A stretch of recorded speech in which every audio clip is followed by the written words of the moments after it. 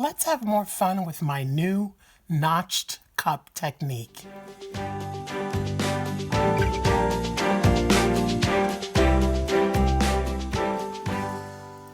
Hi everyone, it's Miriam with a Y.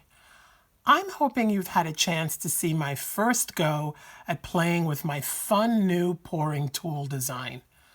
The tool is a little expensive to make, so it may not be for everyone. Well, yeah. Yeah. That's true. If you haven't seen the video right before this one, stop what you're doing. Go watch that one first. This one will make a lot more sense if you do. And don't feel bad that you're leaving. The other video is fun too. Here's a link, and there's one in the description box below the video. Okay, they're gone. Let's all leave before they get back. Just kidding. For today's experiment, I made all 8 notches in my cup narrow, as opposed to alternating wide, narrow, like I did for the first time. And another change that I'm making this time is that I'm going to pour the paints in individually, one color at a time, more like you do for a puddle pour, rather than what you do for a dirty cup. I was thinking that because it's how I've done bottle bottom pours. And a couple of you also commented that it might make a difference. So let's see if we're right. Now we've got a couple of things to do. Okay, first things first. How did this guy dry? Well, really well, actually. Usually my paintings dry in 24 to 36 hours. This stayed really wet for over 48. And it took about 72 for it to fully dry. And I was expecting it to be a crazing, cracking disaster. And it's not at all. No cracks and itty bitty tiny crazes. I have to commend DecoArt's pouring medium because I think anything else would not have been able to keep this painting together to this degree for that long. And I did nothing special to help it. I just let it be. I let it dry naturally out in the open and nothing happened. Nothing bad at all. Here are the itty bitty itsy bitsy tiny grazes. See that there in the purple? That. And there's a little bit of it over there. That's it for the whole painting. Nothing else. The metallic did its breaking up thing, which I guess in a way is crazing of its own. And it did it here and here. But see, I think that's a product of the metallic because that was happening on day 1 while I was still working on the pour. So here on the periphery, it happened along the body of what I call the jellyfish. So this is all that extreme sheen paint, which also, interestingly, isn't so extremely sheeny. I mean, it's if I use the paint by itself and then just, paint some onto the canvas, it will dry shiny, shiny, shiny, like glittery. But in this, it's almost imperceptibly metallic. I mean, it's so subtle that I don't even know if I can get the camera to catch it. Like you can kind of see little pale, teeny itty bitty little flakes of sparkle there, but really the light has to hit it just right. The curlicues all survived. None of them blended back into the painting. They all really maintained their really fine, perfect detail. So I was just delighted by that. The nubbies that you see on the canvas, that's because I was a little lazy and I didn't strain my white paint. So the paint that I used from my squeezy bottle had been in that bottle for a long time, and so some of the paint had dried on the inner walls, fallen back into the paint, and then when I poured it, you know, there you go. So ordinarily I would strain my white paint if it's been sitting there that long. I didn't because I was lazy.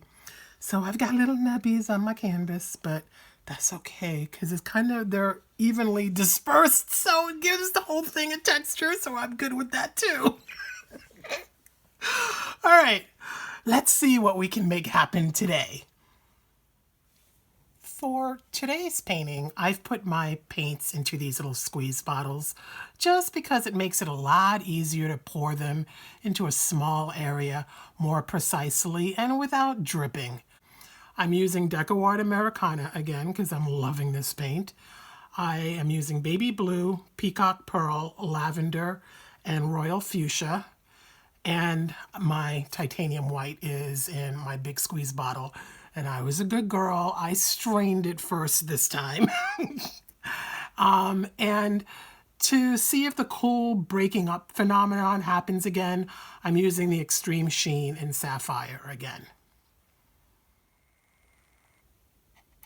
My substrate is a 10-inch in diameter or 25.5 centimeter, 3/8 of an inch thick or 10 millimeter thick piece of MDF. I have given it a very light coat of gesso just so that I have a white base to start out with. It is thick enough that I don't have to worry about it warping.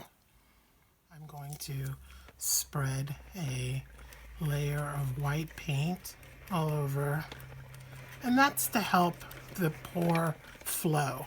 Putting down a wet layer for the paint to move on gives it a better chance of moving properly. Guessing the middle again. I'm thinking there. Now, color number 1. I'm going to start out with the metallic. It's the one that does that interesting thing on the border. So I want to encourage it by letting it be first out the gate. Some of the magenta. It's pretty to watch it just kind of ooze out. And maybe a little white.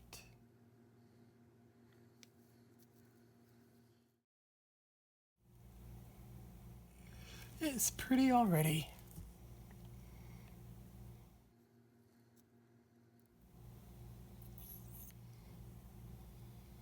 The challenge here is that I have absolutely no idea how much paint I'm actually putting down.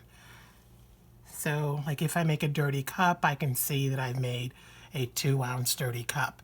But as I pour out of these, I'm not sure how much I'm putting down. So I am, in a way, winging it.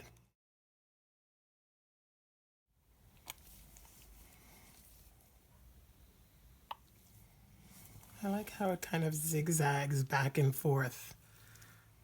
I'm a little off center. I'm hoping I can correct that when I tilt. I think I probably have enough to tilt. I have to think about how I'm going to end because unlike when I did the ring pour, I don't want to just have one big solid color when I lift the cup. I think the way to do that is to just make little rings toward the end.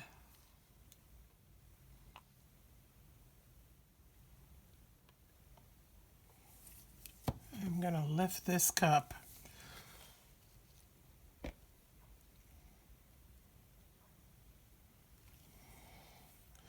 It's definitely pretty.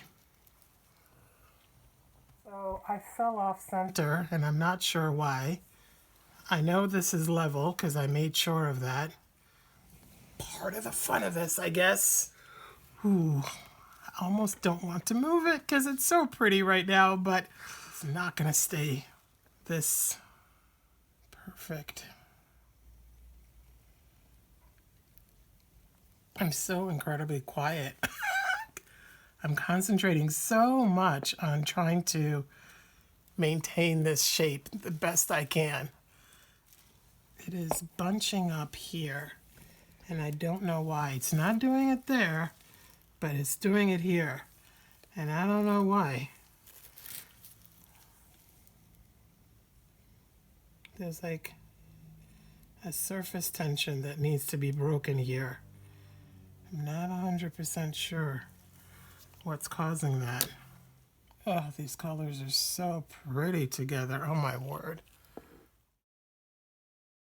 It's opening up more readily on this end than on that end. I honestly do not know why. If any of you have a thought on that, I am super curious. So all I'm doing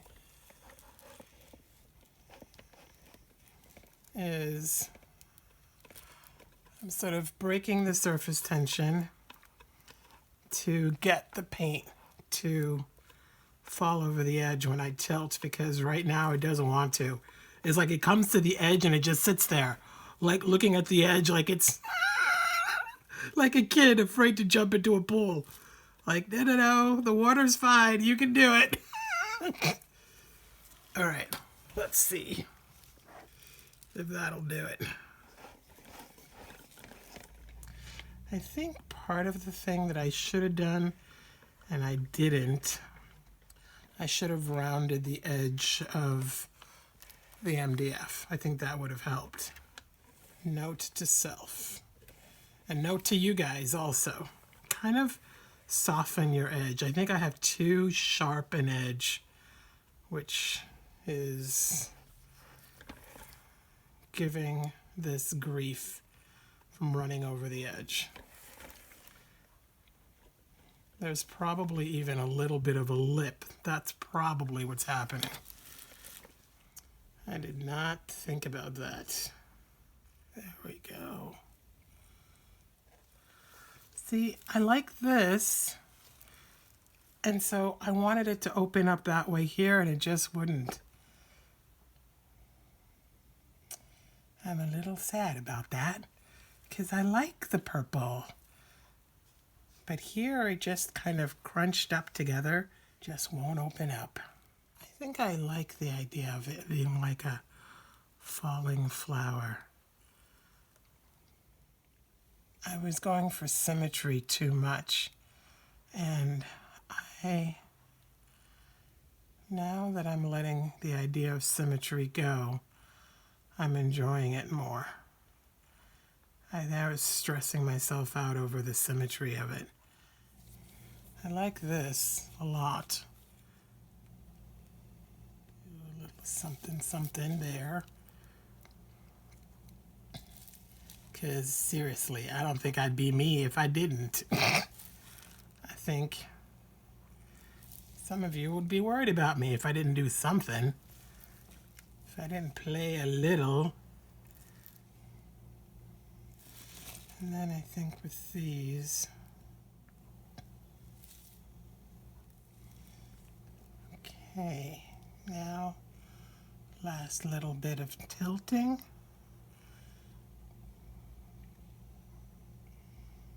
I'm going to call this one done.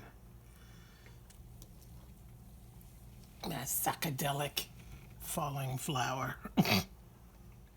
These colors make me so happy. Oh my gosh, I can't stop loving these colors. They just belong together.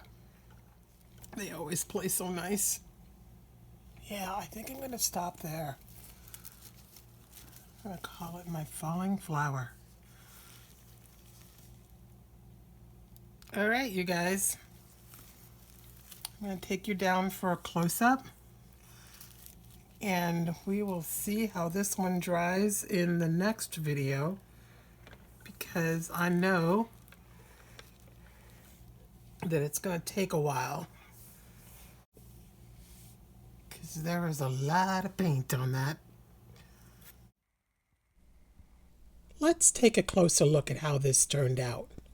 Remember to subscribe for more fun experiments in paint, inks, and resin. And hit the bell while you're at it to know when new videos are out. This is truly totally different than when it started. Way more abstract and contorted looking. The perfect symmetry at the beginning is beautiful, so I think I'm going to have to make one of those too. But I needed to see what it would be like to tilt this and let it get wild. Tell me your thoughts on tilting or not tilting, and symmetry versus crazy and wild. Give me a thumbs up if you're enjoying this series. I have so many variations of this in my head, and I've already started filming other experiments with it. This new technique has so much fun potential, and I'd love to continue exploring it with you. Please share this with anyone you think might enjoy this. Go let your creative natures shine. See you on Tuesday. Let's hope this dries by then. Bye now.